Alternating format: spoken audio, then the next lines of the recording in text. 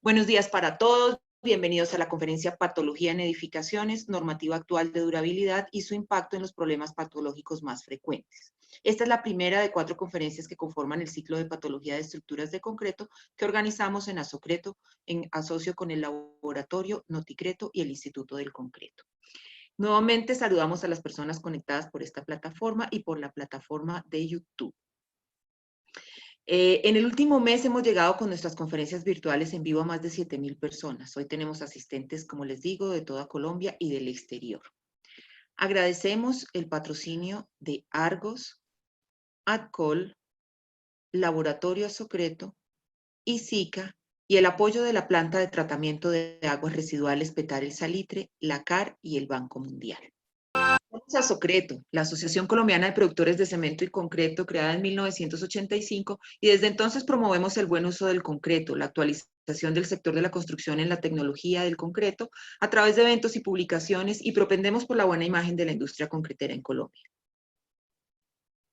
En pantalla ustedes tienen una nota de interés general. Por favor, tómense unos segundos para leerla. La industria del cemento y el concreto acata las disposiciones del Gobierno Nacional y los gobiernos locales en materia de recomendaciones de bioseguridad para la reactivación del sector de la construcción. Las empresas tienen sus protocolos de acuerdo con los lineamientos expedidos por el Ministerio de Salud y la Organización Mundial de la Salud. Consulte con su proveedor en caso de cualquier duda. En el laboratorio estamos cumpliendo 25 años de servicio al sector de la construcción. Tenemos más de 30 ensayos acreditados ONAC. Somos especialistas en la extracción de núcleos y su aliado en el desarrollo de planes de calidad de investigaciones de patología. Reiniciamos actividades para prestar servicios a las obras autorizadas para reiniciar construcción de acuerdo con las directrices de las autoridades. Contamos con un protocolo de operación que cumple con las disposiciones de bioseguridad establecidas por las autoridades y estamos en capacidad de prestar servicios de ensayos externos atendiendo los protocolos tanto del laboratorio como del sitio de realización de los ensayos. La información de contacto la encuentran en la pantalla y a través de nuestra página web www.asocreto.org.co. La revista Noticreto es nuestra publicación permanente en la que cada 2 meses entregamos información técnica del concreto en todas sus aplicaciones. Lo invitamos a suscribirse y disfrutar de beneficios en cursos y publicaciones a través de nuestra página web www.asocreto.org.co. Bueno, sin más preámbulos, vamos a dar inicio a la conferencia de hoy. Hemos invitado al ingeniero Carlos Arcila López para hablar sobre la normativa actual de durabilidad y su impacto en los problemas patológicos más frecuentes en edificaciones, como primera conferencia del ciclo de patología de estructuras de concreto. Carlos es ingeniero civil de la Universidad Nacional de Colombia, especialista en patología de la construcción de la Universidad Santo Tomás de Aquino, con cursos de posgrado en el Instituto Eduardo Torroja de Madrid, España. Tiene más de 30 años de experiencia en el área de los materiales, la patología estructural y la rehabilitación de estructuras. Ha evaluado las principales obras de infraestructura del país y participado en la redacción de las especificaciones de rehabilitación de algunas de ellas. Es miembro de la CEI Internacional desde hace 25 años, donde actualmente actúa sin voto en el Comité de Durabilidad. Ha sido presidente del Comité de Normalización 100, Concretos, Morteros, Agregados y Grados de ICONTEC, donde impulsó varias normas y actualmente vigentes en Colombia, incluyendo la NTC 5551, Durabilidad de Estructuras de Concreto. Ha sido profesor universitario en el área de materiales en programas de especialización de geotecnia vial y es actualmente profesor del programa de especialización en patología de la construcción de la Universidad Santo Tomás en Colombia. Coautor del libro Rehabilitación y Mantenimiento de Estructuras, editado por el profesor Pablo Elena en 2007. Autor de un buen número de artículos técnicos en temas de concreto y durabilidad de estructuras. Bienvenido, Carlos. Un saludo muy especial para ti. Gracias por atender esta invitación. Tenemos, como te cuento, ya nuestras 500 conexiones llenas y estamos hablando en vivo por YouTube. Bienvenido, Carlos. Adelante. Vale. Listo. Bueno, vamos a andarle un poquito porque hay bastante información. Entonces, sin más, empecemos hablando de durabilidad de las estructuras. Pues cuando uno se dedica a hacer patología en el país, en estos países nuestros, pues el primer interrogante que le nace es sobre la durabilidad de las estructuras que estamos construyendo, las que construyeron nuestros antepasados y que nosotros estamos hoy revisando. y encuentra uno cosas muy interesantes, ¿no? ¿Qué es durabilidad? Se define como la habilidad de una estructura para resistir durante la vida útil de diseño la acción del medio ambiente, el ataque químico, abrasión y cualquier otro proceso de deterioro sin requerir una intervención mayor.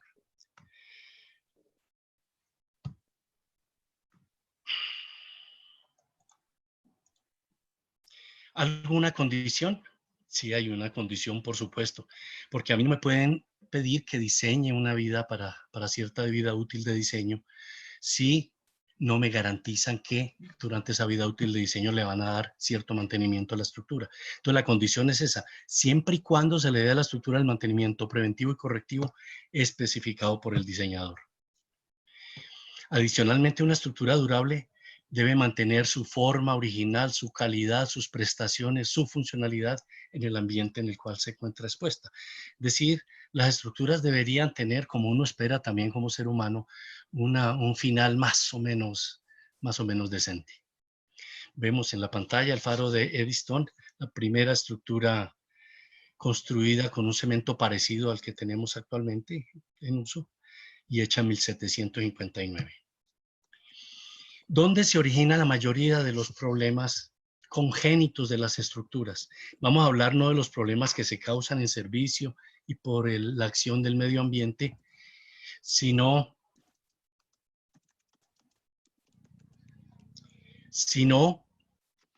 aquellos que nacen con la estructura. Es decir, antes de la inauguración ya van metiditos ahí las causas de esos problemas.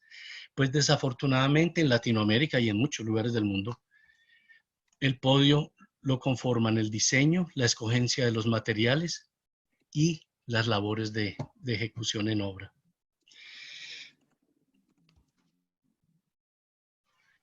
¿Qué porcentajes más o menos? Se estima un 44% de incidencia del diseño, un 28% de incidencia en la escogencia de los materiales y un 18% en la ejecución.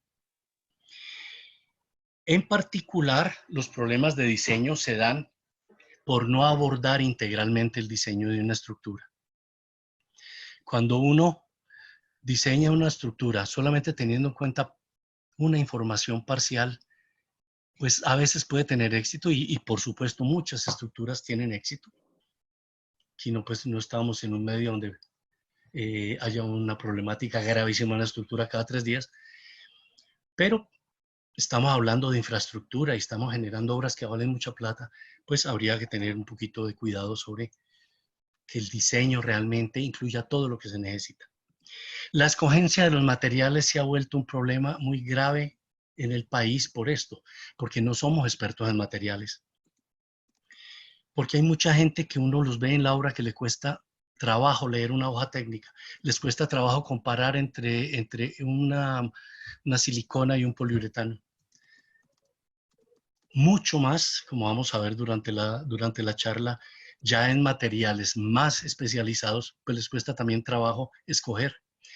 Y la práctica común en las obras, que desafortunadamente se ha vuelto un virus también, es contratar a una persona como negociante de los materiales de las obras. Entonces es una persona que está experta en bajar precios y no en conseguir la solución que realmente la obra necesita para los tipos de actividades que realice o los problemas que se le presenten. Entonces termina mucha obra aceptando que una persona que a veces no es ingeniero, no es arquitecto, sino un negociador con espuelas, termine comprándole lo que no requiere o una cosa que no sirve. Esto es muy importante porque hay algunas actividades de obra en nuestro medio que se definen cuando la obra ya no tiene plata ni tiempo. Al final, la impermeabilización de la terraza, la impermeabilización de los tanques, la impermeabilización de la fachada, muchas veces, al final, incluso por economía, porque ya no hay plata, se acepta que el tipo le compre a uno lo que no necesita, una cosa errada, un producto errado, un sistema errado. Y terminan las constructoras volviendo a las obras, a hacer labor de postventa y se los come la postventa. Es decir, si hicieran las cuentas de cuánto dinero invierten devolviéndose a la obra a corregir cosas, probablemente podían escoger una solución mucho más, con muchas más prestaciones, pagando un poquito más desde el comienzo. Y algo, pues definitivamente que pues, no es el tema de nuestra charla hoy, pero el sistema de contratación actual de las estructuras realmente está convirtiendo a las oficinas de ingeniería en unos sitios donde la mayor cantidad de personas se dedican al derecho contractual, laboral, y obras pues diseñadas por abogados tienen algunos problemas. El diseño de las estructuras aceptamos que se inicia considerando cargas estáticas y dinámicas.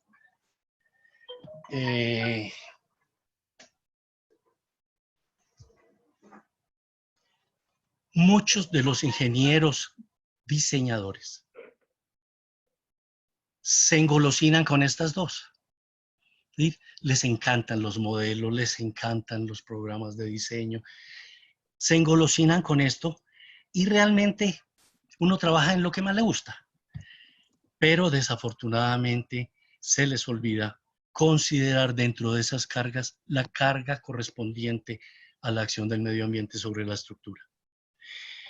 Entonces, una estructura bien armada con la geometría que es, con el acero que necesita, termina construida sin tener en cuenta las condiciones de exposición y el resultado es que esa estructura que parecía bien la cosa, ¿no? Desde el comienzo, termina averiándose en muy corto tiempo y obligándonos a volver a una estructura a los 5, a los 6, a los 10 años, si nos va bien, a hacer labores de rehabilitación que cuestan mucho.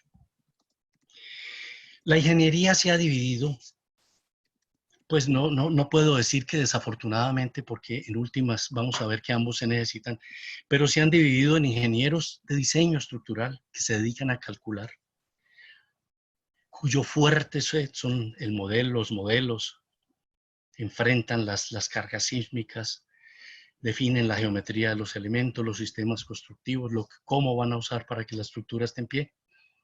Y la ingeniería de materiales, ingenieros que no saben diseñar, probablemente tampoco les interesa mucho, pero les interesa mucho los materiales, la interacción de estos materiales con el medio ambiente, cómo se va a comportar la estructura en el futuro. Pues uno debería bregar a juntar estas dos vertientes, porque cuando confluyen en la misma obra estas dos ramas de la ingeniería, no hay sino ventajas para una estructura.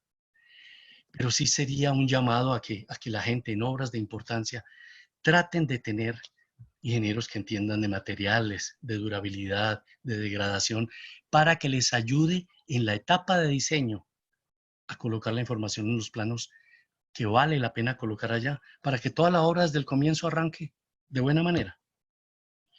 ¿Cuáles son las lesiones más frecuentes con las que se enfrenta la gente que hace patología? Pues en primer lugar hay que hablar de fisuras, porque yo creo que el 80 o el 90% de la labor de los patólogos es ir a las obras a mirar fisuras. A mirar fisuras. La mayoría de las fisuras son repetitivas. Y esa sí es una cosa que preocupa. Es una cosa que preocupa por esto, porque no solamente en los males que aquejan a las estructuras, sino también en la forma como se diseña y se empieza un proyecto, hacemos las cosas como si fuera la primera vez. Y una sociedad que no acumula experiencia.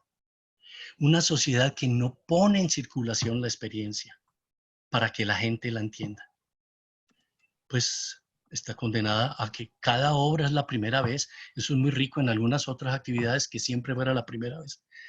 Pero en construcción no. En construcción uno debería ya tener algunas cosas solucionadas que en todas las obras va a ser igual porque funcionan bien. Y esa es una de las quejas que seguramente van a vivir durante parte de esta charla.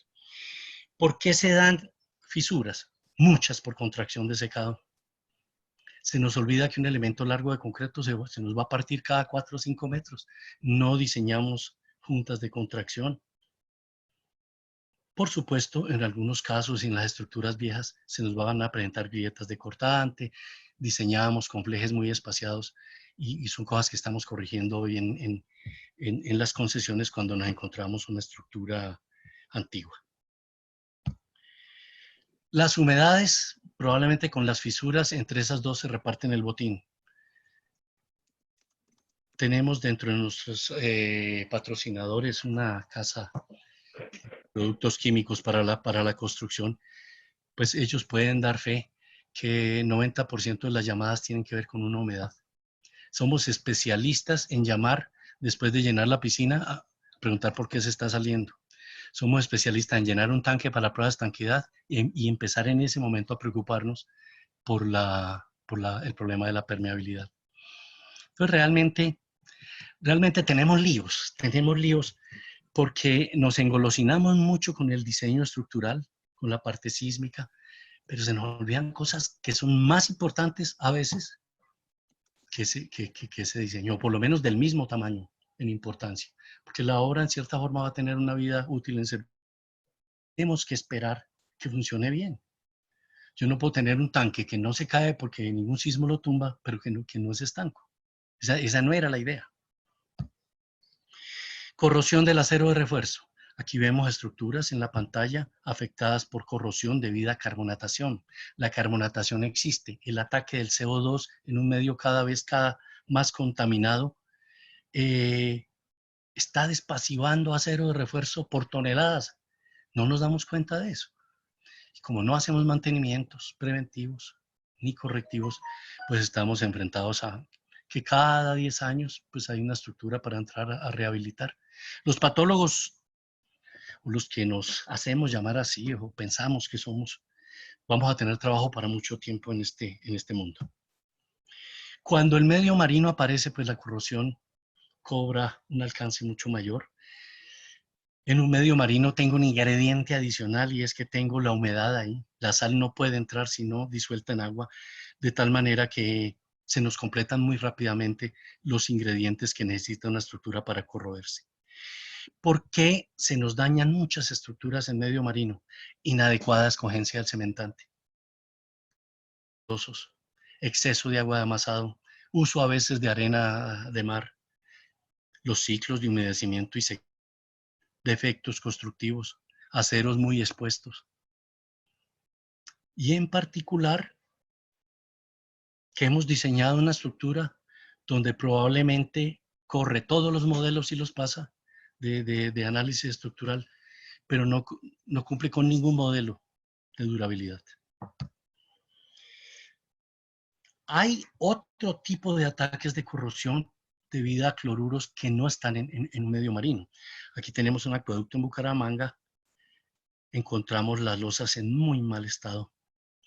Se olvida la gente que diseña tanques para agua potable, que aunque va a tener un agua, en teoría, que se puede beber, ¿no? No en teoría, sino que se puede beber. Muchos acueductos de Colombia suministran agua que es posible beber. Se le olvida al diseñador que el cloro gaseoso va a afectar el acero de refuerzo. Entonces tenemos una gran cantidad de tanques, chiquitos, grandes, en las urbanizaciones, en los edificios, donde la losa está ya trabajando, corroyendo el acero de refuerzo y no nos damos cuenta. No nos damos cuenta porque por ahí no entra en un tipo a asear por ahí cada 2 años y vuelve y sale. A veces hay lesiones por cargas inesperadas de mirar estructuras donde ha habido algunos eventos indeseables. La de arriba a la derecha, un puente que volaron en Agua Chica, y la de abajo a la izquierda, el puente en el río Guamués, un puente sin inaugurar. Le pusieron una carga al puente y el oleoducto sufrió averías, se bañó con crudo el puente y ardió mucho tiempo. Entonces hubo que rehabilitarlo. Pues esta situación de orden público, como estamos bregando a salir de esto hace ya muchos años, a ver si algún día lo logramos. Encuentra uno bellezas también como las que se ven en la pantalla, por defectos constructivos. Créanme que es difícil, si a uno le pagan por hacer esto así como está, es difícil hacerlo. Es muy, muy complicado. Yo no sé cómo logró el tipo realmente llegar a esta obra maestra, pero encuentran cosas así. También el sistema de contratación a veces lo obliga a uno a ir a revisar estructuras que dejó abandonadas un constructor, muchas veces extranjero. En este caso son las obras abandonadas de unos juegos nacionales que no se pudieron hacer porque la plática migró. ¿Cómo ha evolucionado la normativa de durabilidad? La cosa comenzó como siempre con recomendaciones. Hombre, a mí me ha dado buen resultado hacer. Hombre, esto funciona bien así. Este material es bueno usarlo así y no así. Las recomendaciones. A veces escribió alguien, entonces se convirtieron en recomendaciones técnicas ya escritas, ¿no? Luego se pasó a algo un poquito mayor. Era prescripciones donde le decían a uno, mire, y además hágalo así. Y le entregaban a uno la lista. El diseño de mezcla, los materiales que debería usar, los morteros, las pinturas, todo, las prescripciones de obra. Y hoy en día evolucionó la cosa a diseños por desempeño. Entonces se volvió la cosa hoy en día así, todo es por desempeño. Muchos materiales se venden, ¿no? Donde el que lo vende pregona alguna prestación de ese material y pues uno, el comprador, está seguro que lo que el tipo le está vendiendo pues sirve para ese fin. Eso genera ciertas libertades, pero le genera a uno también algunas obligaciones. La normativa existente hoy en día, porque digamos, cuando alguien va a especificar, pues tiene que entrar a mirar qué dice la normativa. Nosotros tenemos la norma sismo resistente del año 2010, que es la última versión. Para oyentes de otros países, cuando yo hable de la NSR 10, estoy hablando de una versión de la CI, de la CI 318. La mayor parte de Latinoamérica, no sé si creo con excepción de Brasil, ha adoptado la normativa estadounidense como norma para el diseño de las estructuras de nuestros países. Es una metodología de diseño estructural que recoge por los lineamientos de la CI 318 y tiene unos capítulos, el C4 y el C23, que tocan la parte de durabilidad. El C4 en particular, el C3 para estructuras, tanques y estructuras de ingeniería ambiental. Aquí ven la portada de la última NSR. También hay un código de puentes más o menos fresco. Y a raíz de algunas quejas durante mucho tiempo, particularmente he fregado mucho la vida con eso. Después de haber trabajado más de 2 años en una norma técnica de durabilidad en ICONTEC, se adoptó en la norma sismo resistente dentro de los comentarios, o sea, dentro de la parte que es obligatoria, dentro de los comentarios se puso una nota de que si uno tiene requisitos de durabilidad especiales, se consulte este documento. Este documento, participé en él con un notable grupo de amigos concreteros, de constructoras, de casas de aditivos, de universidades, hace mucho tiempo, del 2007 creo. Hubo que negociar mucho, A veces la gente no entiende que en una norma de durabilidad, a pesar de que haya algunas exigencias que se coloquen allí, uno las puede convertir en unas opciones comerciales, en unas opciones de mejora para un país. Entonces, se negociaron muchas cosas allá. Fue un documento que en últimas salió y se hizo y existe. A mí ya no me gusta mucho. Sin embargo, tiene algunas cosas interesantes allá. Por ejemplo, no existe concreto de 21 megapascales dentro de los requerimientos para el concreto. Y a mí me parece muy bien. Yo creo que ya sería hora en este país de que demos un paso, no para la losita que estamos haciendo en San Cristóbal o por allí, pero hombre, en las obras de cierto calibre, yo creo que ya vamos a tener que empezar a abandonar los 21 megapascales y subirnos a 28 por lo menos. Yo creo que es el momento de empezar a pensar en eso. Estamos pegados de un concreto pues que nos ha servido para construir medio país, pero que realmente desde el punto de vista de durabilidad tiene sus líos, tiene sus líos. Y no hay nada que hacer. No estamos hablando de que sea un producto de mala calidad, sino que por la resistencia que tiene, las prestaciones que exhibe, pues no son mayores. Concreto que tiene una porosidad del orden del 18%, no puede servir para construir un tanque, por ejemplo. A no ser de que yo esté esperando que eso sea solamente la caja que yo voy a usar como formaleta para poner después impermeabilizaciones.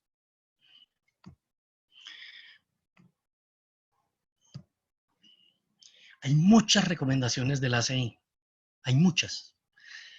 Por ejemplo, hay una guía para concreto masivo, la 207.1R, hay un report on thermal cambios, efectos de los cambios debidos a cambios de térmicos y de volumen en concreto masivo, el 201 que es una guía de durabilidad del concreto, y así podríamos citar una gran cantidad de estructuras, de documentos de la CI muy buenos, muy buenos.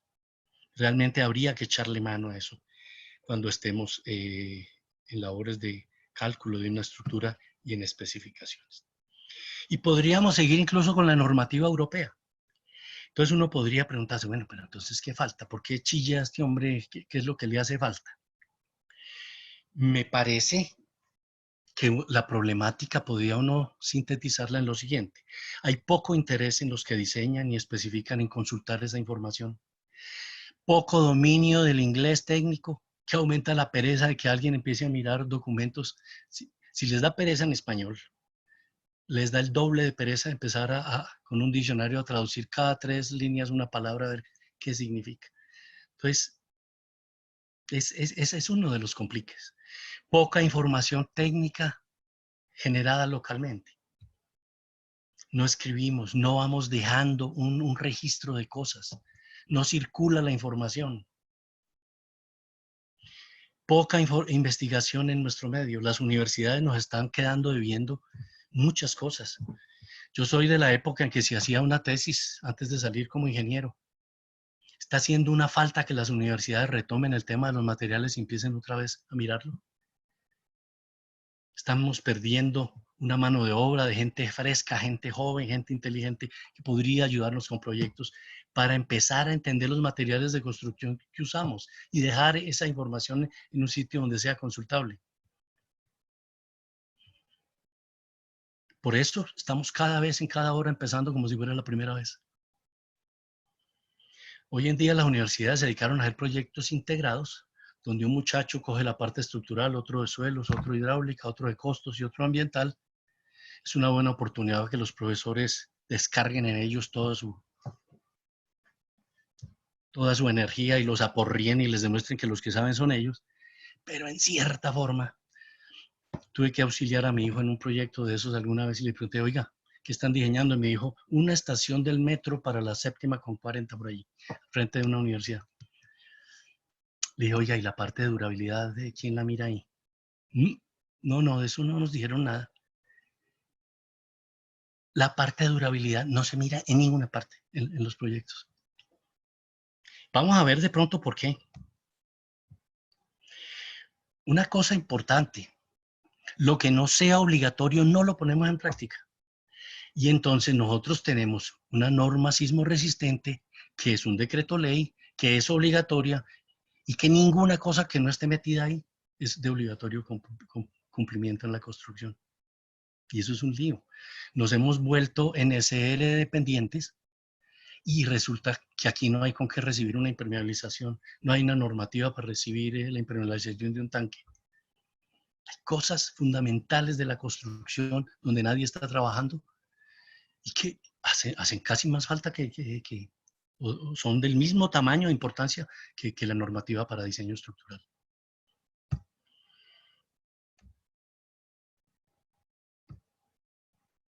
La NSR recoge el capítulo de durabilidad de la ACI 318. El ACI 318 normaliza ¿para dónde? Para Norteamérica. Esa gente cuando se sienta allá no empieza a mirar cómo será el ambiente en Chigorodó, en Turbo, en Lima, en Cusco.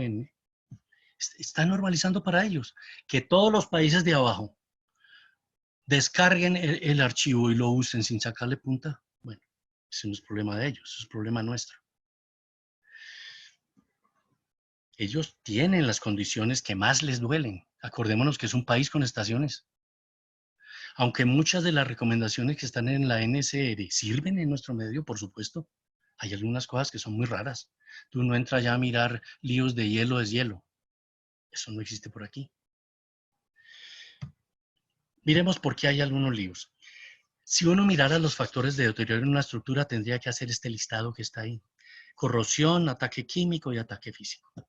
Todo ayudado con ¿qué? La permeabilidad. Está vaciándose. Es uno de los líos grandes que le ayuda a la corrosión, le ayuda a todos los otros ataques. Cuando el ACI introduce sus especificaciones de durabilidad, pues parece que hubiera mirado ese cuadrito de atrás porque tiene algunas de esas cosas. Tiene corrosión, tiene el ataque químico, el ataque físico. A cloruro le puso C, la carbonatación no la incluyó. Vamos a ver por qué. A sulfato C, si a hielo es hielo F, y a permeabilidad le puso P. Entonces, cuando hablemos del ambiente C, S, F y P, ya sabemos de qué se trata. Permeabilidad, frost, hielo es hielo, sulfate, sulfatos y chloride, cloruros. Yo no sé si no metieron carbonatación porque carbonation empieza también por C, pero hubieran podido volverse alemanes en ese momento y poner una K, por ejemplo. Carbonation. ¿Qué escribieron ellos ahí? Porque tratan de decirle al que va a especificar, mire, aquí están los ambientes, mire a ver en cuál va a trabajar su estructura. Entonces, el ambiente 0 es concreto seco o protegido de la humedad. Es ambiente C0. C1, concreto expuesto a la humedad, pero no a fuentes externas de cloruros. Entonces uno piensa, bueno, una estructura en el interior, ¿no es cierto? Concreto expuesto a la humedad. Yo no estoy viendo toda mi pantalla. Y a fuentes de cloruros provenientes de químicos, anticongelantes, sales, agua salobre, aerosol. Bueno, de donde vengan. Lo pusieron como ambiente C2. Y realmente la carbonatación no la pusieron, no la pusieron. Yo creo que inclusive, porque he hablado con alguna vez con el presidente de la CEI y le conté pues que nosotros teníamos ese lío que así como estaban las cosas nos estábamos quedando sin especificaciones para el interior. Le entregué mi presentación y dijo que hablábamos. Bueno, no sé qué pasó con eso. Pero era simplemente colocar aquí concreto expuesto a la humedad y a la carbonatación, pero no a fuentes externas de cloruros, y de pronto ese C1 nos hubiera servido y estaría bien. Entonces la gente se orientaría un poco. C2, concreto, bueno, ese ya lo miramos, es el ambiente grave. Después pasa y le dice a uno, haga lo siguiente. Estos son los requerimientos mínimos cuando usted tenga C0, C1, C2, uno de esos tres ambientes. Entonces C0 no aplica nada. La resistencia mínima son 17 megapascales. Se puede meter algo de cloruro con aditivos. Otros requisitos, ninguno. El ambiente C1 que de pronto nos hubiera cobijado, en la versión anterior de la norma aquí tenían no aplica. Era una cosa que nos molestaba mucho. Nos molestaba mucho porque entonces nos habíamos quedado sin ninguna especificación para el interior. O sea, o teníamos ambiente marino para preocuparnos por la corrosión o no había que hacer absolutamente nada. Corrigieron y pusieron aquí, en lugar de no aplica, 0,50. Pero desafortunadamente dejaron 17,5 aquí. Y hay que acordarse que uno tiene que emparejar relaciones agua-cemento con resistencias. Aquí había que colocar 28 megapascales. Queda eso, por si algún día se hace una corrección, es muy fácil poner ahí 28 megapascales. Y volveríamos al cuento del inicio. Vayámonos a una resistencia un punto mayor. Pasemos de 21 a 28 de alguna manera. Cuando hablan en los comentarios en el ACI que C1 tratan de decir algo más. Para esta clase, exposición con una moderada protección contra la corrosión del acero reverso en un ambiente expuesto a la humedad, se establece una relación de 0,5 buscando disminuir una posible carbonatación del concreto. Esa frase no está bien en español, esa frase no es técnicamente exacta, pero eso fue la única cita de carbonatación que quedó en esa norma. Pasemos rápido a sulfatos. Hemos diseñado muchas estructuras en el país con cemento resistente a sulfatos. En particular, la mayor parte de las especificaciones de muelles quedaron con cemento tipo 2. Y realmente uno se pone a mirar y el agua de mar no es un agresor que tenga sulfatos en manera preocupante. De manera que resultamos colocando un cemento para un ataque que no existía. Con una gravedad que en esa época utilizábamos los cementos tipo 1, tipo 2, tipo 3, tipo 4. Y entonces resulta que lo que es bueno para sulfatos en esos cementos no es bueno para cloruros. Y el verdadero ataque que había en el agua de mar era cloruros. Entonces bajábamos el C3A, que es el único que es capaz de atrapar cloruros entrando a la estructura, y entonces dejamos la estructura un poquito más desprotegida. Lo único que salvaba es que las especificaciones de muelles siempre han sido un poquito buenas, ¿no? Entonces, relaciones agua-cemento bajas y resistencia más altas. Entonces, se salvaba la cosa más bien por el lado de permeabilidad, pero no porque hubiéramos escogido bien un cemento. Cuando aparecen los requerimientos para enfrentar sulfato, supongamos que tenemos en Colombia sitios donde hay sulfato como ataque. Yo estoy pagando hace muchos años $100 por una foto de ataque de sulfato en Colombia, pero real, de algún sitio donde digan, vea, esto sí es sulfato y aquí está el ataque, aquí está la estructura que comió. Cuando nos muestran los requerimientos para enfrentar ataque de sulfatos, entonces pues aparecen las relaciones agua-cemento, está muy bien, ¿cierto? Y empieza la fiesta.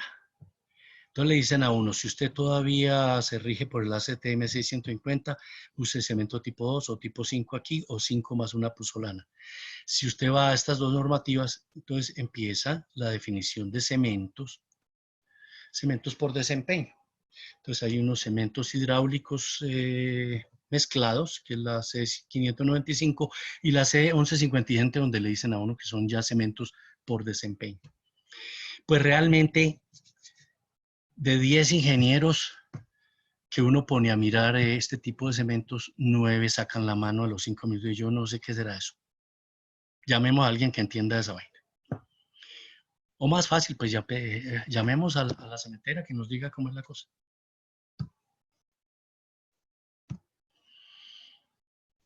No somos expertos en cementos, no somos expertos en adiciones. Incluso la misma normativa de cemento, en lugar de aclarar el panorama, lo complica un poquito. Y si uno realmente no está metido en ese cuento, pues la gente va a una norma de esas o mira unas especificaciones de un cemento y no entiende nada. Realmente los civiles no entendemos eso. ¿Por qué es el cuento de molestar un poco con el tipo de cemento o el tipo de adición? Porque es que dependiendo de lo que yo escoja, con la misma cantidad de cemento o con la misma relación agua-cemento, cambiando el cementante o cambiando la puzolana, yo obtengo resultados muy distintos. Entonces vale la pena. Vale la pena o que me asesore bien, o que pregunte bien, o que informe del problema que realmente me preocupa en la estructura y yo me haga auxiliar de alguien que entienda de cementos y de adiciones. Por eso vale la pena. Porque es que hace 30 o 40 años uno podía decir, va a traiga cemento. Y si alguien lo miraba, uno, ¿cómo hay que cemento? Y dice, no, sí, una bolsa con un polvito gris que está allá abajo, vaya a traer. Pero hoy en día la pregunta sí tiene lugar, ¿cuál cemento? ¿O qué tipo de adición usamos? La labor de especificar se está complicando mucho. Para especificar bien, necesito saber el tipo de estructura, los agresores, la concentración, el tipo de cementante que va a enfrentar el ataque, la relación agua-cemento, la resistencia, el tipo de curado que le conviene a la estructura. Los brasileños tienen unas actividades de curado con tiempos y curado hídrico, dependiendo del tipo de cemento que esté usando. El ancho, esto va a generar inmediatamente que yo ponga en las especificaciones el ancho máximo permisible de fisura, los requisitos de estanquidad, la posibilidad de agrietamiento por contracción térmica inicial, requerimientos de juntas, estos son todavía requisitos para el diseño, redundancia en las protecciones, qué presupuesto tengo yo para saber si puedo hacer diseños redundantes. Y ahora vamos a ver qué es la redundancia. Con este material me tengo que ir a escoger. ¿Extrañan algo importante en esa lista? Pues sí hay algo importante. la vida útil de diseño. Porque si a uno no le dicen para dónde coger, pues uno probablemente termina en cualquier sitio. A uno deberían especificarle la vida útil de diseño porque entonces yo tengo un dato más para diseñar. Una preocupación más, muy probablemente. Y para los diseñadores, como esta vida útil de diseño es un valor que no se lo puedo meter a SAP 2000 ni a ETAPS en ningún lado porque no tienen esa casilla, pues les genera cierta complicación. Oiga, ¿cómo hago yo para garantizarle a este tipo que me está pidiendo en este muelle 100 años de vida útil sin una reparación mayor? ¿Qué escribo? ¿Qué le digo? ¿Qué escojo? ¿Pinto el hierro? ¿Meto anos de sacrificio? ¿Qué tipo de concreto meto? ¿Voy a usar como adición un fly ash o una escoria, una ceniza volante, una escoria o una microsílica? ¿Qué recubrimiento adicional le voy a poner a la estructura para lograr esos 100 años? Entonces empezamos a caer en un medio donde se necesita un especialista al lado que le ayude a uno a componer esto. Ni el A6 318 ni la norma sismoresistente incluyen vidas útiles por tipo de estructura. Parece que sectorialmente en Colombia hay algunos que uno dice, esto se diseña para tantos años. Pero en general, en una norma de diseño, como las de Europa, se debería empezar con eso. Uno revisa la especificación de hormigón estructural de España y en los primeros capítulos lo primero que va a encontrar el que diseña son las vidas útiles para los diferentes tipos de estructuras y de elementos. Y me parece de vital importancia que en una guía de diseño, en una norma de diseño, pues a uno le diga, mire, en Colombia se diseñan las estructuras así, porque es que es plata de todos los colombianos, entonces las vamos a obligar a emplearla bien. Se va a diseñar para estas vidas útiles. Se supone en nuestro medio que diseñamos obras para 50 años, pero pues muchas no lo logran, muchas a los 20 años tienen rehabilitaciones muy grandes, de manera que es un poquito medio rara la cosa. La labor de especificar entonces en nuestro medio definida la vida útil, supongamos que el dueño no la dio, ¿no? El dueño de un muelle nuevo nos dice, venga, vamos a diseñar este muelle, van a no meterle ni 5 centavos solo en mantenimiento durante 60 años. Entonces, diseña, hermano. Definidos los agresores, los requisitos de estanquidad y el ancho máximo permisible de fisura, tengo que empezar a escoger todo esto que tengo que poner en un plano. Por eso hace falta generar una guía de durabilidad que realmente sea útil, que realmente sea práctica. Que abra el diseñador y encuentre ataques de sulfatos y esté en 2 o 3 hojas lo que él necesita. Y lo pueda trasladar a un plano sabiendo que eso está bien. En Europa trabajan así, por eso no, los ingenieros no se friegan la vida. Ya la cosa funcionó y la pusieron escrita en algún lado. Y todo el mundo la usa. Y nadie inventa nada. Y nadie está haciendo la primera obra por primera vez. Cuando nosotros miramos los cementos actuales, entonces tenemos que saber que la normativa anterior era esta, donde se especificaba el tipo 1, uso general, el 2 de moderado calor de hidratación, el 3 de alta resistencia inicial, el 4 de bajo calor de hidratación, este 2 otra vez como moderada resistencia a sulfatos y el 5 de alta resistencia a sulfatos. Cambió, la dejamos. Mundialmente la industria del cemento tiene nueva normativa. Tenemos para los cementos mezclados esta normativa 595 donde aparecen todas estas letras. Mucha gente lo llama a uno solamente a preguntar qué es eso.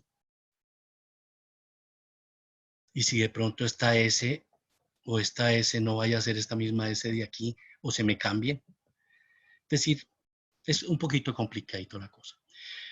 En aras como de simplificar la cosa, se generó esta CTM 1157 donde aparecen ya con letras. General Use, Moderate Heat, High Early Strength, Low Heat, Moderate Sulfate Resistance y High Sulfate Resistance. Pues es una cosa muy distinta, son cementos por desempeño. Lo raro es que uno termina preguntándole algún día al que viene a brindarle un cemento y dice, oiga, hermano, pero venga, porque es que ahora hay marcas adicionalmente. Ya hay una marca Uno se llama el súper resistente, el otro súper, bueno, hay una cantidad de cosas porque los comerciales son muy creativos. Entonces le dice uno, venga, pero explíqueme bien, ¿realmente qué es? Entonces la gente termina diciéndole a uno algún numerito de estos, que es el que, seguramente porque yo estoy viejo también, pero es el que entendemos. Dice, mire, realmente eso es un cemento tipo 3. O mire, realmente ese cemento no tiene mucha adición. O realmente es un cemento que le va a servir para controlar sulfatos. Bueno, así está la cosa hoy en día por ese lado. Con esta normativa por desempeño, pues han quedado los fabricantes en libertad para armar sus productos como quieran, y eso está bien. Uno disfruta Coca-Cola sin saber la fórmula, buscando ¿qué? Cumplir ciertas prestaciones. Entonces, pues eso da libertad, pero generalmente le genera también unos compromisos a ellos.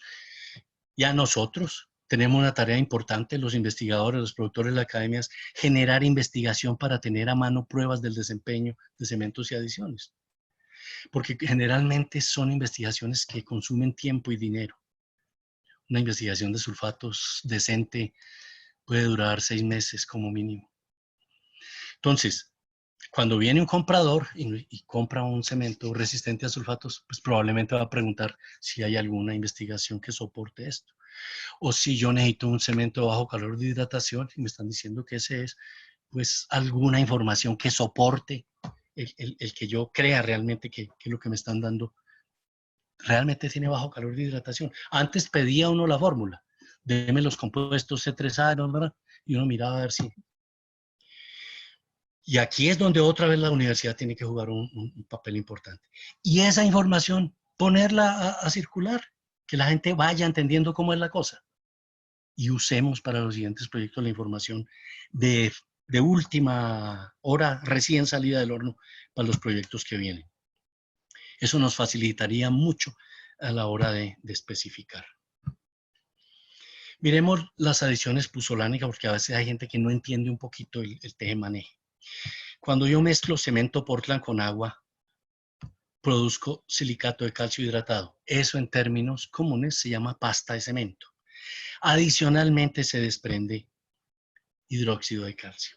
El hidróxido de calcio es una sustancia que le da pH al concreto, pero que no colabora ni con la resistencia ni con nada, pero es un defensor contra un ataque ácido.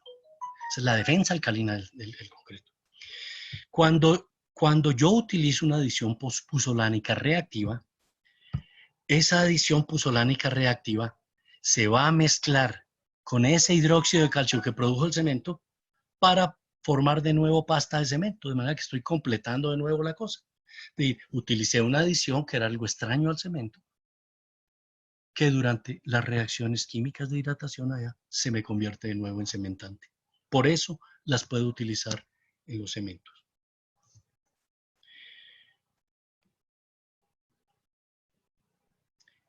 ¿Qué ventajas tienen? Reducen la permeabilidad, controlan el ataque de sulfato, frenan el ingreso de cloruros, mitigan la reactividad del cali agregado, reducen el calor de hidratación. Tienen unas ventajas muy grandes bien usadas. Desde el punto de vista ambiental, nos ayudan a frenar emisiones de CO2. Entonces, un aplauso más para las adiciones puzolánicas. Entender el comportamiento de ellas sí es importante. Es importante y casi nadie se toma el trabajo de explicarle a los que van a usar los cementos adicionados cómo diablos va a funcionar eso. O es más, hay obras que ya pueden conseguir un silo para cemento, un silo para adición y ir dosificando de acuerdo a lo que necesite. Entenderlo es importante porque uno puede diseñar mezclas, optimizar diseños, cumplir requerimientos de durabilidad, ahorrar dinero en un diseño y entender incluso ciertas manifestaciones patológicas. Alguien que haga patología y no entienda los cementos de hoy en día va a tener muchos problemas para poder trabajar. Yo sé que les encanta la química.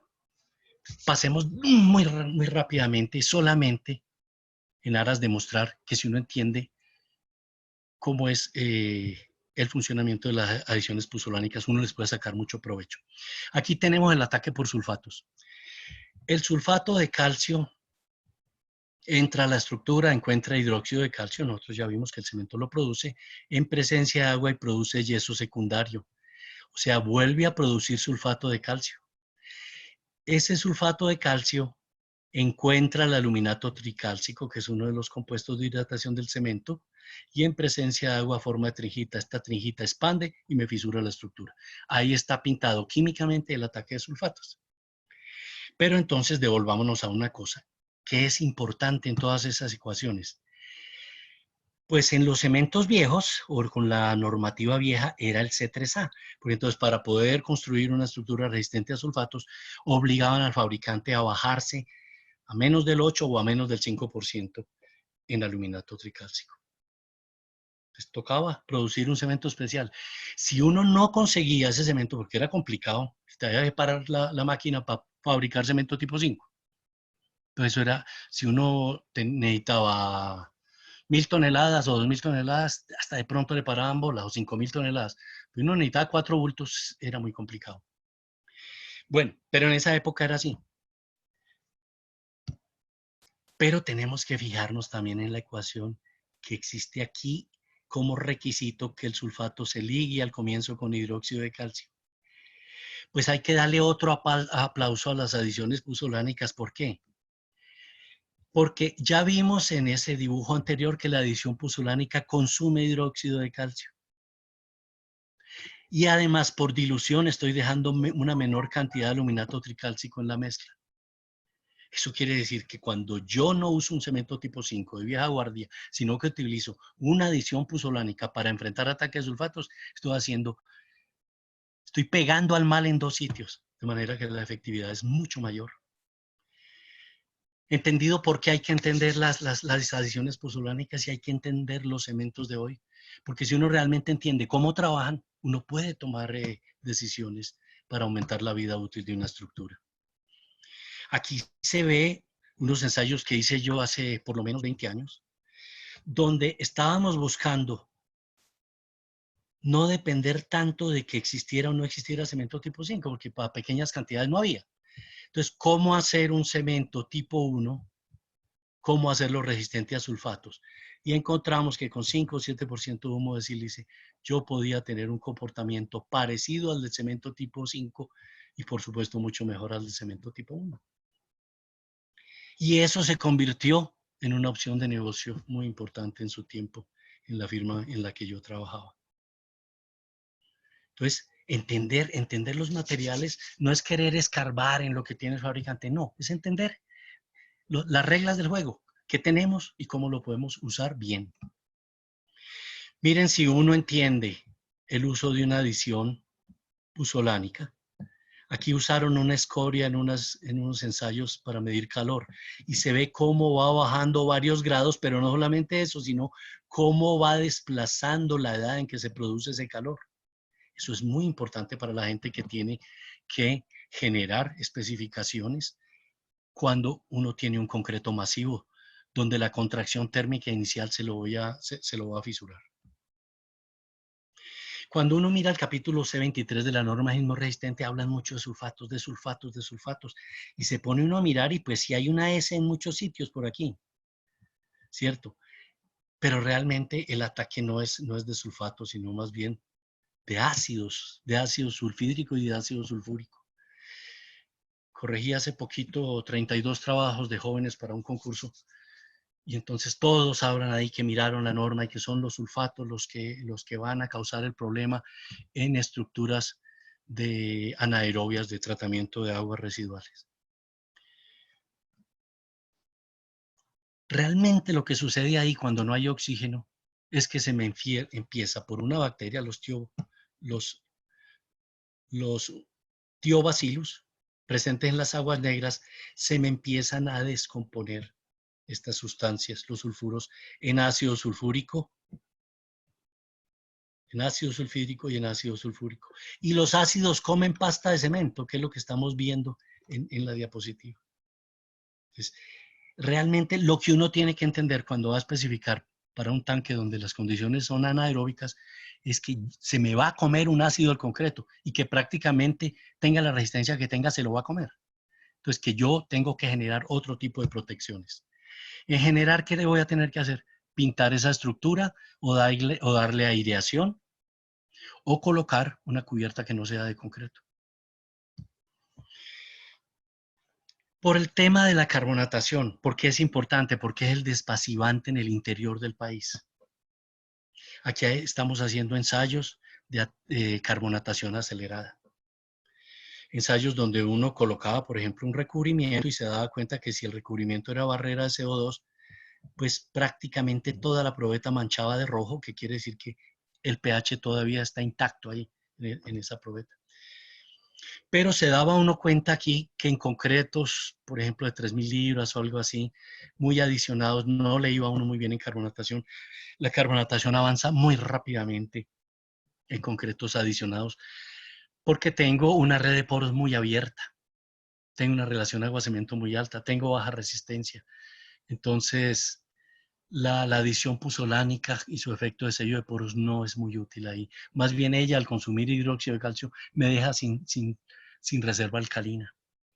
Entonces, son cosas que uno tiene que ir mirando. Por ejemplo, he visto que ya hay ensayos en algunas cementeras para introducir hidróxido de calcio en algunos concretos de baja especificación, buscando protegerlos contra la carbonatación. Es convertir un problema en una oportunidad de negocio. Llega uno en la normativa a permeabilidad y llega a permeabilidad y aparecen solamente dos casos. O usted necesita una estructura con cierto grado de permeabilidad o no. Realmente uno que ve que los líos más grandes en la mayoría de la construcción son de permeabilidad, uno queda un poquito aburrido porque pues yo sé que la CEI tiene muchos documentos sobre tanques y temas de agrietamiento y cosas de esas. Pero digamos, en una normativa de aquí no debería tener una cosa, como dicen los españoles, más cojonuda, sobre todo si es un tema tan recurrente, una patología tan recurrente. Entonces tengo P0P1. ¿Y qué le dice? No se preocupe o utilice un concreto con 0,5 y 28. Bueno, pues hombre, uno debería volver un elemento común. Siempre poner por lo menos en el plano 0,5 y 28 megapascales. Yo redacté la norma de permeabilidad que existe hoy en día con una compañera de BASF en esa época. Y existe. La hice pensando que los gringos por alguna razón no la habían hecho, que había que mirar para Europa y traer una norma de permeabilidad aquí. Y pues la gente la usa, pero yo creo que la usa mal. Es una norma donde uno tiene que colocar 50 metros de agua de presión, esperar a ver si pasa, 72 horas. Los equipos son complicaditos de conseguir, caros. Yo estoy un poquito arrepentido de haberla impulsado. Entendí después de viejo por qué los gringos hacen todo con permeabilidad rápida a cloruros. Porque el acondicionamiento de una probeta de estas es muy rápido, porque el ensayo dura 6 horas. Pues claro, se necesita este equipo, pero ya hoy en día hay muchos laboratorios que lo tienen.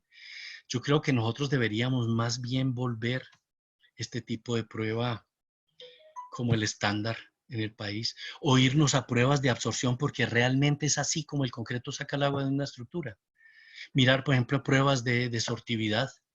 Azocreto ya las tiene, puede ser Concrelab también. Bueno, hay laboratorios ya con esta prueba montada. Rata de absorción de agua de concretos con cemento hidráulico. Entonces, una prueba un poquito más real con respecto al comportamiento que tienen las estructuras en vivo, ¿no? O Carlos, incluso, ¿sí? Carlos, discúlpame que te interrumpa. ¿Cómo vamos con tu presentación? Porque estamos ya sobre el tiempo. Yo creo que unas 10 diapositivas y salgo, ¿vale? Bueno, vale, ok, sí. Bueno, esta prueba de resistividad está tomando impulso, no me voy a demorar mucho en ella, pero como es tan rápida de hacer, si logra tener éxito, vamos a tener algo interesante. Por ejemplo, ¿qué extraña uno en la normativa? Que no existe un ancho permisible de fisura. Lo incluimos en la NTC 5551. La NCR en el capítulo C23 cita un ancho máximo de fisura permisible de 0,25, pero además aclara que no es muy clara la influencia de este ancho de fisura en la corrosión. He leído algunos artículos que hablan de lo mismo, donde dicen que también depende mucho del espesor de recubrimiento. Pero por si alguien está interesado en eso. Por debajo de 0,2 milímetros no hay lío ni siquiera en estructuras de origen marino, por debajo de ancho de grieta de 0,2. Cuando uno ve un concreto que está manando hidróxido de calcio y que él mismo está haciendo un sello autógeno, pues en cierta forma se alegra. Sabe uno que hay hidróxido de calcio ahí, que está saliendo por la fisura, que al carbonatarse me está sellando él mismo la grieta. Que darle unas gracias también a algunos compuestos que aparentemente en la tecnología dicen que no sirven para nada porque pues no aportan resistencia, pero en últimas sirven para algo. Como fuimos mirando todos estos ataques, los resumo aquí. Si yo tengo una estructura de origen marino, por supuesto yo me voy a ir a C2. Si yo tengo sulfatos, me voy a ir aquí. Pero si yo tengo un puente en Bogotá, o en Medellín, o en Cali, o una ciudad del interior, pues realmente yo estoy aquí entre C0 y C1, en sulfatos no hay, entonces estoy en S0, hielo es hielo no hay, de pronto la estructura va a estar cobijada con una losa, esa losa va a estar pavimentada con una capa de asfalto, entonces voy a tener en permeabilidad también P0. Entonces, en últimas, voy a llegar a una conclusión. Yo no necesito nada por C0, yo no necesito nada por sulfatos y yo no necesito nada desde el punto de vista de permeabilidad. Entonces, una estructura al interior del país puedo hacerla, inclusive si tengo un concreto de 17.5 megapascales, me podría devolver ahí. Estamos cogiendo una norma de un país que tiene 2 líos de cloruros y que por eso la carbonatación para ellos pasa a un tercer orden. Es que ellos tienen un problema porque tienen costas y las ciudades están ahí, pero en el invierno salen a regar sal, de tal manera que vuelven todo el país un problema de ataque de cloruros. Y por eso se preocupan más en su normativa, por esos cloruros que por el lío de la carbonatación. Conclusiones. Vivimos en una región en desarrollo, construir infraestructura es una tarea complicada, ardua, en particular cuando no tenemos tanto dinero. Municipios y departamentos tienen a veces una única oportunidad de que les construyamos una estructura. Esas estructuras que les construyamos deben ser durables y es nuestro deber como ingenieros y arquitectos, constructores, hacer lo mejor que podamos. Desafortunadamente, pues contamos con una normativa importada que no nos da, pues, nos da una ayuda muy grande en el tema estructural, no ayuda mucho como vimos en la parte de durabilidad. Es nuestra labor aclimatar esas especificaciones para volverlas locales, propias. Requerimos con urgencia investigación con los materiales que usamos. Y hay que generar normativa propia y ver la manera de que adquiera el mismo peso que tiene la NSR 10, porque esa es la ley, ¿no? La que nos cobija como documento para la construcción. Estamos trabajando en la tarea de redactar una guía de durabilidad de estructuras de concreto para climas tropicales con algunos amigos. Vamos a mirar si de pronto hay gente que quiere, organizaciones que quieran pegarse a esa tarea, se aceptan colaboraciones. Yo por ahora no tengo nada más que darle 1000 gracias por la paciencia. Perdonen, una charla de normativa no es una charla vendedora. Les agradezco mucho su amable atención y si hay alguna pregunta que les pueda yo resolver con mucho gusto. Muchas gracias, Carlos, por tu presentación. Muy gentil por dedicarnos este tiempo. Como les había anunciado, ahora vamos a tener unos minutos para atender las preguntas que nos han formulado a lo largo de la conferencia. Para esto vamos a tener la presencia del ingeniero Diego Jaramillo, gerente técnico de Asocreto, quien ha hecho una selección de las preguntas recibidas. Bienvenido, Diego, un saludo para ti. Pero antes de darte paso, Diego, quiero agradecer nuevamente a nuestros patrocinadores. Carlos, por favor, ¿puedes dejar de compartir la pantalla? Gracias. A nuestros patrocinadores tenemos en este momento a Argos, Adcol, el Laboratorio de Asocreto, SICA y la Petar Salitre conjuntamente con la CAR y el Banco Mundial que han patrocinado esta sesión. Diego, bienvenido. Gracias por acompañarnos. Bueno, Claudia, muchas gracias. Carlos, muchas gracias por la presentación, muy buena. A todos los asistentes, pues muchas gracias por haber asistido. Tenemos a través de las dos plataformas más de 1.300 personas conectadas, 1.322 exactamente. Bueno, Carlos, en aras del tiempo no tenemos mucha disponibilidad de preguntas para poder responder aquí en vivo. Vamos a hacer unas 4 y el resto se las mandamos a ustedes para que las puedan tener la respuesta directa de Carlos. La primera, Carlos, usted al comienzo se refirió a los porcentajes de daños relativos al diseño, a la construcción, a materiales, y hablaba de que en el diseño se originaban cerca del 44% de los problemas. Teniendo en cuenta que en Colombia tenemos muchos códigos, edificaciones tienen códigos muy estrictos, puentes, todo tipo de obras se rige por unos códigos muy exigentes de diseño, muchos de ellos sismorresistentes. ¿A qué atribuye usted esa gran cantidad o ese porcentaje tan alto de problemas de diseño y qué habría que hacer para revertir esa situación? En general, a un defecto que viene de la escuela.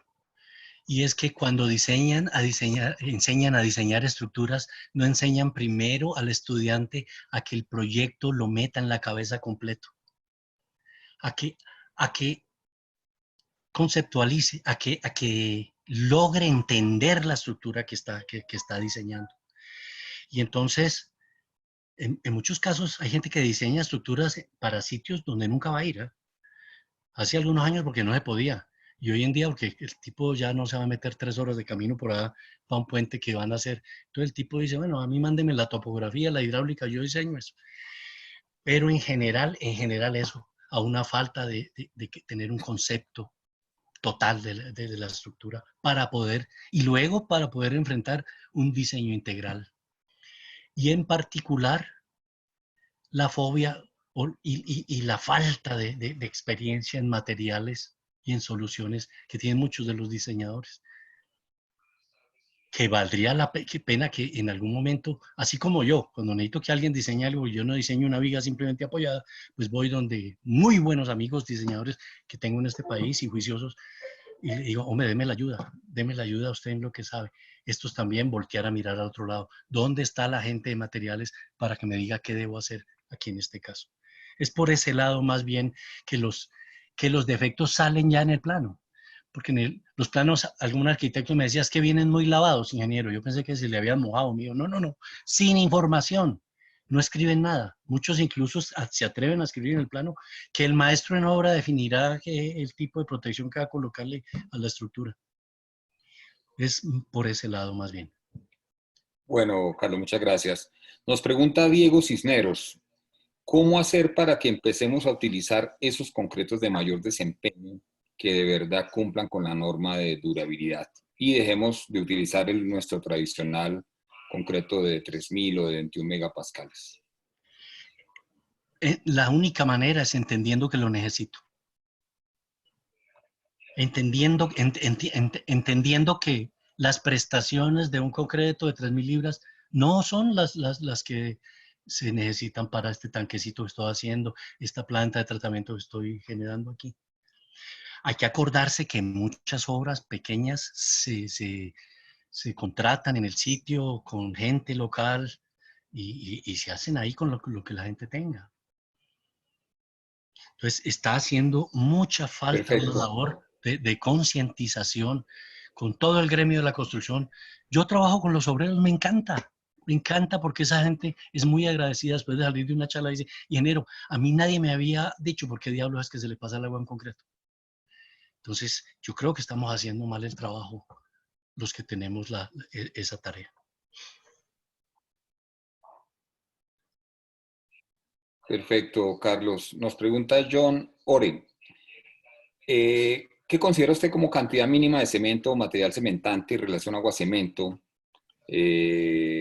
para que un concreto se considere durable? Pues mire, a mí no me dan comisión las cementeras. Tuve un asistente del anterior empleo que tuve, que hizo su maestría, su doctorado en cementos de bajo contenido de pasta, pero yo me voy a morir pensando que una mezcla que no tiene mucho cemento es una mezcla que la mata un resfrío. Es una mezcla que puede ser que alcance alguna resistencia, pero que no tiene adentro algo con qué defenderse. Soy de ese. Yo sé que se puede hacer 3.000 libras con 220 kilos de cementante, pero yo siento que uno debería ponerle cemento a las mezclas. Uno ve cuando una mezcla tiene cemento que es dura, que aguanta, que hasta para quitarle un pedazo es un lío, que el agua no se pasa. Yo pienso que las mezclas necesitan cemento. Yo no puedo dar un contenido en la norma de durabilidad. Dejamos 300 kilos como contenido mínimo y eso para algunos ambientes. Luego pasamos a 320 para otros y definitivamente terminamos en 350 donde hay un ataque mayor. Pero yo sí pienso que bajar de 300 kilos de cementante no es muy bueno. Sobre todo por esto, porque la gente cura mal. La gente no cura en las obras. Entonces uno va a una obra hoy en día. Están utilizando un cemento adicionado. No hay curado. Dejan resecar ese concreto. Entonces hoy en día hay un problema con el curado. Antes solamente una parte del cemento no se me hidrataba. Hoy en día tengo dos líos. El cemento no se hidrata y no produce hidróxido de calcio. La puzzolana que metí no encontró hidróxido de calcio para convertirse en pasta de cemento. Le pegué 2 pedradas a la mezcla. Eso es lo que me preocupa. Amigo Ore, un saludo donde esté, en el Perú me imagino. Bueno, pero eso es mi opinión. Seguramente va a haber gente que va a venir y le dice, mire, si usted utiliza un aditivo conveniente, puede bajarse a 200 kilos. Bueno, listo. Hágale. En 5 años tiene una estructura que le da un resfriadito y se cae. Y empieza a mostrar el cobre. Eso es lo que pienso. Bueno, Carlos, pregunta Camila Barrera. ¿Qué concretos se recomendaría usted para temperaturas de menos 18 grados en cuartos fríos que van a estar expuestos a ataques, por ejemplo, sangre animal?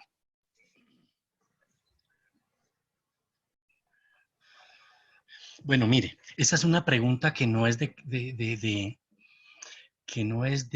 de patología, sí, pero no es de construcción nueva, ¿no? Digamos, cuando uno va a esas cavas, ve que hubo un problema de diseño, que al diseñador le contaron que va a diseñar una cava. Le contaron cuál es la altura, le contaron cuáles son los volúmenes, las áreas, dónde están las estivas, cuánta carga viene por eje, para que él diseñe.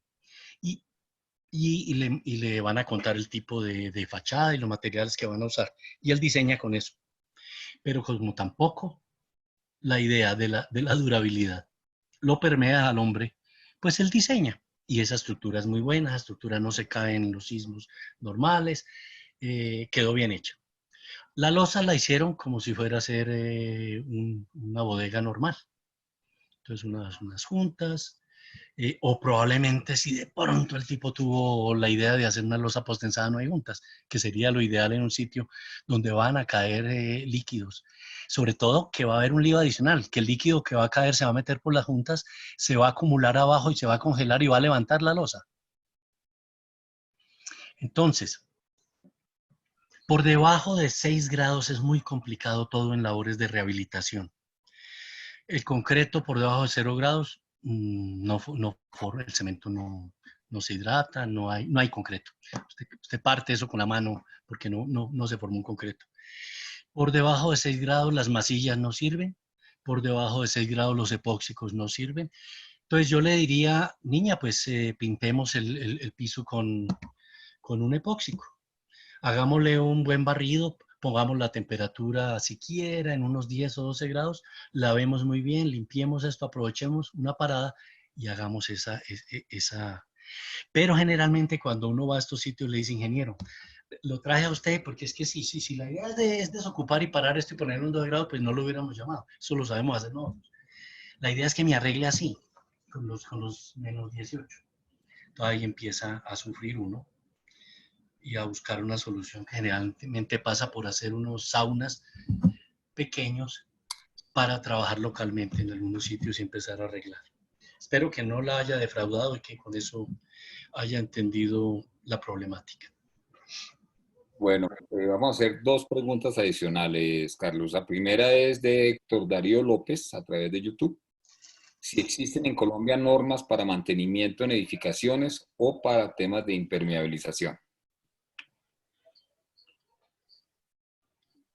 Yo sé que hay comités sectoriales que están trabajando en temas, por ejemplo, de mantos, en temas de estas láminas sintéticas que hoy en día se usan para impermeabilizar. Pero realmente no hay una normativa como tal para mantenimiento, así como tampoco hay normativa para rehabilitación de estructuras, que eso sería otro capítulo adicional, una charla muy parecida a esta, pero en temas de rehabilitación. Hace falta, pero no se preocupe, que aunque existiera, no sería obligatoria porque no está metida en la norma sismorresistente. Perfecto. Carlos, la última pregunta. Durante la construcción de una obra, todo se centra en la resistencia al concreto y los laboratorios miden la resistencia y reportan resistencia. ¿Qué se debería hacer para, durante la construcción, tener algunos datos que nos puedan ayudar en temas de durabilidad? Pensar de que la durabilidad va por buen camino. Pues las pruebas rápidas existen. Lo que pasa es que debería uno tener personal más o menos calificado y ese equipo para hacerlas. Pero yo a veces pienso que una labor sencilla en obras es comprar un equipo detector de armaduras, colocarlo en 4,5 centímetros y avisarle al constructor que va a pasar uno por todos los elementos principales de la obra, mirando dónde hay un sitio que tenga un recubrimiento menor a 45 milímetros. Entonces el tipo va a saber y le avisa a uno que va a ir con un tarrito estos de pintuco de un aerosol rojo y que le va a marcar esos sitios donde el concreto no está cumpliendo con el recubrimiento. Y lo hace la primera semana. Y le dice al tipo, bueno, ¿qué vamos a hacer con las estructuras? Yo no le puedo recibir el pedazo. Miren, el plano dice 5 centímetros sobre los flejes. Yo creo que la interventoría va a tocar cambiarle el nombre en Colombia y llamarla como la llaman en el resto de países, fiscalización, porque realmente interviene poco y no interviene en lo que es vital en las obras. Están más pendientes de anotar fallos para justificar su trabajo que realmente ponerse el delantal con el constructor para sacar una obra buena adelante. Yo veo interventorías muy temerosas, interventorías inclusive con gente que no tiene la calificación necesaria para, por ejemplo, definir en un momento como en esta pregunta si algo va bien o va mal. Pero digamos, si uno cuida recubrimientos, si uno propende en la obra porque hagan un curado, el curado métanlo en la actividad de obra para que lo paguen y lo hacemos. Tantos metros cuadrados de enchape se ponen en el presupuesto y se ponen en la programación de obra y se hacen y se pagan. Pongamos el curado como una actividad de obra. ¿Qué más puedo hacer? Podría, si este método de resistividad coge vuelo, empezar a hacer algunas pruebas en elementos importantes donde yo sé que la durabilidad puede estar comprometida y hacer, por ejemplo, unos ensayos de resistividad. Hay pruebas rápidas de absorción que se puede llevar el equipito a campo muy fácilmente. Está ISAT y está de pronto el de sortividad, pero ISAT lo puede uno hacer, es Initial Surface Absorption Test, lo puede uno hacer en la obra directamente sobre la estructura. Hay permeámetros de aire como el de Torrent, pero el equipo vale mucha plata y es engorrosa la medida. Sin embargo, existe y el equipo muestra cosas, ¿no? Perfecto, Carlos, muchas gracias. El resto de preguntas pues se le harán llegar para que usted considere la respuesta a cada uno de ellos. Y pues solo me resta agradecerle a Carlos por la presentación y por las preguntas y a todos los 1.322 asistentes por su asistencia y todo Oh, esto. Y le paso a Claudia para que dé la final. muy amables. A todos un aplauso por la paciencia y el interés. Chao. Gracias, Carlos. Ha sido una jornada muy, muy interesante. Aquí podríamos quedarnos todo el día discutiendo sobre el tema de durabilidad. Gracias, Diego, por tu apoyo en esta parte. También agradecemos la vinculación de nuestros patrocinadores, Argos, Adcol, SICA y el apoyo de la Petar Salitre, la CAR y el Banco Mundial, al igual que el laboratorio de Asocreto. Tengo varias cosas para comentarles en adelante. Como segunda conferencia de este ciclo, hemos programado para el jueves la que hemos denominado Estudios de Patología de Estructuras de Concreto, consideraciones para realizar exitosamente un estudio de patología de una estructura de concreto con el ingeniero Enio Pacini de Brasil. Mañana recibirán en sus correos la invitación para inscribirse. Es una conferencia con cupos limitados, por lo que les sugiero inscribirse lo más pronto posible para alcanzar un sitio. Lamentablemente no tendremos emisión de esta conferencia vía YouTube. También quiero contarles que mañana, dentro de las conferencias de orientación COVID-19 que venimos desarrollando y teniendo en cuenta que ya está autorizado el reinicio de labores para el sector edificador dentro de una normatividad gubernamental estricta y bajo unos protocolos de bioseguridad juiciosos, tenemos programada la conferencia ¿Cómo se elabora un protocolo para reiniciar obras? Contenido, formulación, trámite e implementación. Se trata de una sesión práctica en la que tendremos a la ingeniera Carolina Rodríguez de Constructora Pravic y a Carlos Mauricio Moreno de Praeventio. Ellos nos presentarán los principios que orientan las exigencias como herramienta para toma de decisiones y el paso a paso de cómo se elabora el protocolo para cumplir con las exigencias gubernamentales, qué debe incluir, cómo se tramita y qué hay que tener en cuenta para su implementación. Las inscripciones ya se encuentran abiertas en nuestra página web www.asocreto.org.co. Les aclaro que de esta conferencia sí vamos a tener, además de las conexiones directas por Zoom, abierto el canal de YouTube para que puedan asistir. Les dejo en pantalla este código QR. Los invito a usarlo para acceder a la encuesta de satisfacción y además para que nos sugieran los temas sobre los cuales les gustaría que se hablara en el futuro. A ustedes, muchas gracias por su asistencia. Que tengan un feliz día. Los espero en nuestra próxima sesión.